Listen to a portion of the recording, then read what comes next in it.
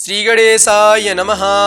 श्री सत्यनारायण व्रत कथा का प्रथम अध्याय हम आप सबको श्रवण कराने जा रहे हैं। सर्वप्रथम श्री व्यास जी ने कहा, एक समय नैमिषारण्य तीर्थ में सौनक आदि सभी ऋषियों तथा मुनियों ने पुराण शास्त्र के वेत्ता श्री सूत जी महाराज से पूछा। ऋषियों ने कहा, महामुनि, किस व्रत अथवा तपस्या से मनोवांछित फल प्राप्त होता है, उसे हम सब सुनना चाहते हैं, आप कहें। श्री सूत जी बोले, इसी प्रकार देवर्षि नारद जी के द्वारा भी पूछे जाने पर भगवान कमलापति ने उनसे जैसा कहा था उसे कह रहा हूँ, आप लोग सावधान होकर सुने। एक समय योगी नारद जी लोगों के कल्याण की कामना से विविध लोकों में भ्रमण करते हुए मृत्यु लोक में आए और यहाँ उन्होंने अपने कर्म फल के अनुसार नाना योनियों में उत्पन्न सभी प्राणियों को अनेक प्रकार के क्लेश दुख भोगते हुए देखा तथा किस उपाय से इनके दुखों का सुनिश्चित रूप से नाश हो सकता है, ऐसा मन में विचार करके वे विष्णु लोक गए। वहाँ चार भुजाओं वाले और शंख चक्र गदा पद्म तथा वनमाला से विभूषित शुक्ल वर्ण भगवान नारायण का दर्शन कर उन देवाधिदेव की वे स्तुति करने लगे। नारद जी बोले, हे वाणी और मन से परे, फल स्वरूप वाले, अनंत शक्ति संपन्न, आदि मध्य और अंत से रहित, निर्गुण और सकल कल्याण में गुण गणों से संपन्न, स्थावर जंगमात्मक, निखिल सृष्टि प्रपंच के कारणभूत तथा भक्तों की पीड़ा नष्ट करने वाले परमात्मन, आपको नमस्कार है। स्तुति सुनने के अनंतर भगवान श्री विष्णु ने नारद जी से कहा।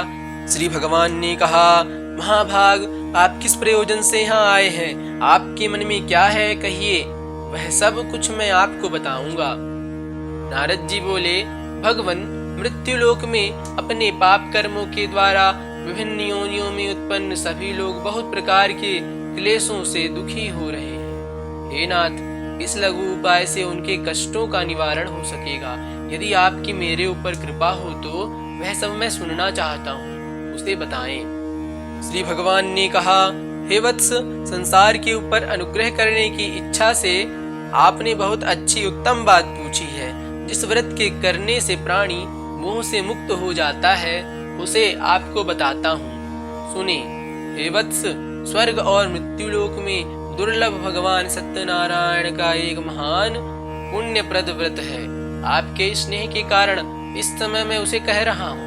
अच्छी प्रकार विधि विधान से भगवान सत्यनारायण का व्रत करके मनुष्य शीघ्र ही सुख प्राप्त कर परलोक में मोक्ष प्राप्त कर सकता है। भगवान की ऐसी वाणी सुनकर नारद मुनि ने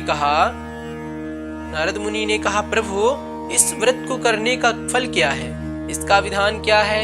इस व्रत को किसने किया और कब इसे करना चाहिए? यह सब विस्तार पूर्वक बतलाइए। श्री भगवान ने कहा, यह सत्यनारायण व्रत दुख शोक आदि का समन करने वाला, धन धान्य की वृद्धि करने वाला, सौभाग्य और संतान देने वाला तथा सर्वत्र विजय प्रदान करने वाला है।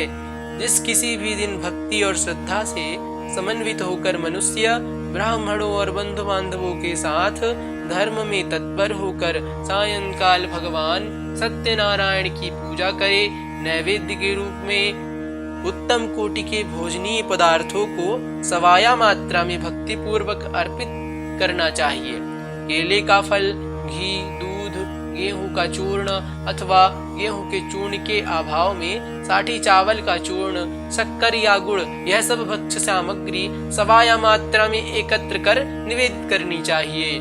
बंधु बांधवों के साथ श्री सत्यनारायण भगवान की कथा सुनकर ब्राह्मणों को दक्षिणा देनी चाहिए।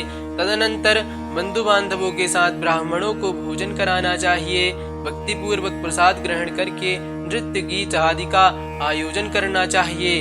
तदनंतर भगवान सत्यनारायण का स्मरण करते हुए अपने घर जाना चाहिए। ऐसा करने से मनुष्यों की अभिलाषा अवश्य ही पूर्ण होती है।